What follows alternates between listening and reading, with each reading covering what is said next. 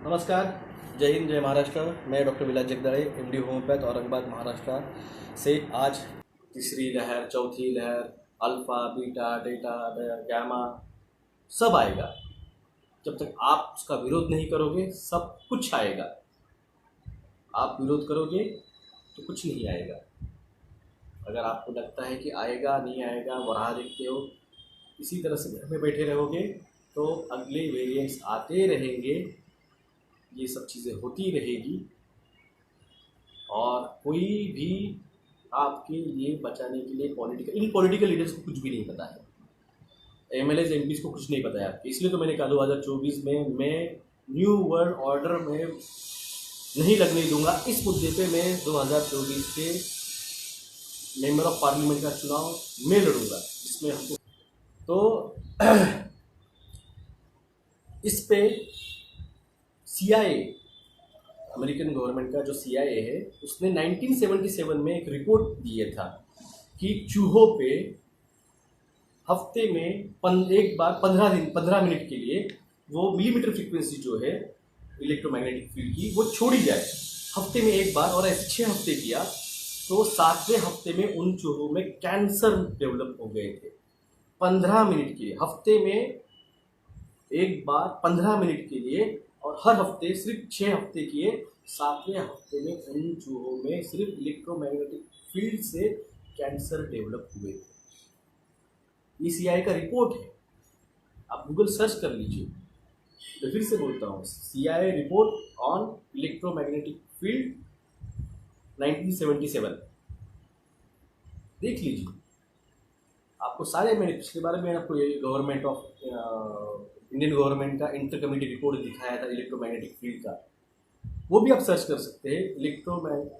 Inter committee report Indian government EMF आप डालिए, 2010 का वो 56 पेजेस का वो रिपोर्ट है, जिसमें किस तरह से इलेक्ट्रोमैग्नेटिक जो है वो आपके बॉडी का DNA एंड क्रोमोसोम तक अल्टर कर सकता है, उस रिपोर्ट में दिया है।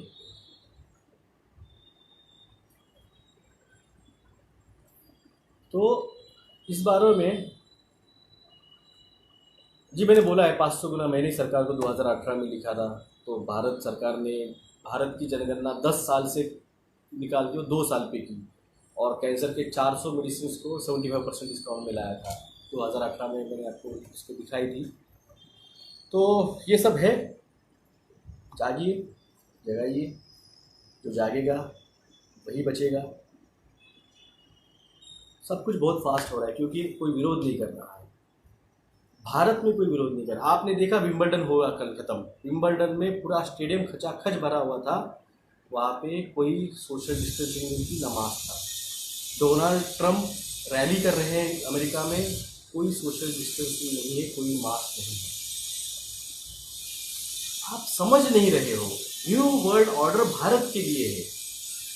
भारत के इस जमीन के अंदर लाखों करोड़ों रुपए का रेयर मेटल्स है, जो थेरेनियम एंड अलग अलग जो मेटल्स दिखाए गए थे एवेंजर्स में और अलग अलग मूवीज में, वो रेयर मेटल्स है। वो भारत 5वें नंबर का देश है जिसके अंदर पृथ्वी में अपने ज़मीन के अंदर। आप देखिए पूरे 70 साल में भारत ने कितनी बार समुद्र में गैस का खोज किया, भारत ने कितनी बार पेट्रोलियम का खोज किया राजस्थान अपने रेगिस्तानी एरिया में, भारत ने कितने बार खनिजों का खनन किया, भारत ने कितनी बार गोल्ड का खनन किया, कभी नहीं किया है। तो भारत को उन्होंने इस तरह से रखा है कि ये फुल पैकेज है। जब वो आएंगे यहाँ पे तो उनको पूरा का पूरा पैकेज मिलेगा, पूरा का पूरा जो है फुल फेज पैकेज यहाँ पे मिलेगा। भारत के जैसा वेदर कहीं नहीं है। मैंने गाना शेयर किया था कल, ए मेरे प्यारे वतन तुझ पे दिल कुर्बान। वो गाना अफगानिस्तान के बॉर्डर्स पे से भारत स्वतंत्र के टाइम पे वो गाया गया है, क्योंकि उसमें अफगानिस्तान है।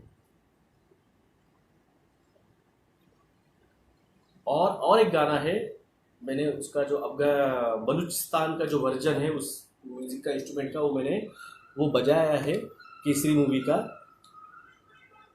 बलूचिस्तानी जो लोग हैं वो भारत के ही हैं। पानीपत के युद्ध में जब अब्दाली से हारे, मराठा सैनिक जब अब्दाली से हारे, तो 2 से 2.5 लाख सोल्जर्स को अब्दाली लेके जा रहा था। तो वो आखिर में अफगानिस्तान तक लेके गए नहीं, वो बलूचिस्तान में सेटल हो गए। आज भी बलूचिस्तान में दिवाली होती है, गणपति उत्सव होता है। बलूचिस्तान 80% इंडियन लोगों का ही, महाराष्ट्रियन लोगों का ही और राजपूत लोगों का ही वहाँ पे बैठा हुआ है। क्यों? क्योंकि मराठा साम्राज्य ने अटक, यानी अफगानिस्तान में एक अटक किला है, अटके पार झंडे गाड़ ले, ये मराठी में कहावत है, अटके पार झंडे गाड़ ले मराठ्यांनी। तो अटक किला जो है, उस अटक किले पे मराठों ने झंडा लहराया था। तो भारत जो था वो भारत सिर्फ अभी का भारत नहीं, यहाँ से लेके अफगानिस्तान तक और यहाँ से लेके बंगाल, पश्चिम बंगाल, आपका बांग्लादेश, ये सब कुछ भारत था। तो ये इस एरिया में जो वेदर है वो वेदर और किसी भी कंट्रीज में नहीं है।